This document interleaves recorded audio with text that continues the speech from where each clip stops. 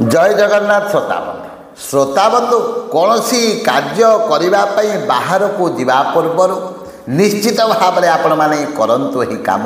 देखिए आपणकर कार्य सफल हेब कार्य आसुथिबा बाधा विघ्न निश्चित भाव में दूर हेब ताहले कौन करेंगे बाहर को जीवा पूर्वर अर्थात घर बाहर समय आपणक डाहन हस्तरे किछि गुड़ नहीं जातु एवं घर जिते बड़े बाहर को बाहर प्रथम आपणकर डाहन पाद को बाहर को पकातु एवं बाहर को बाहर पर टिके आकाश को चाह दिंतु टिके ऊपर को चाह दिंतु एवं धरी गुड़ को दक्षिण दिग को पकई दिंतु देखिए आपण जो कार्य बाहर को जाउचंती आपणकर सही कार्य निश्चित भाव में सफल हेब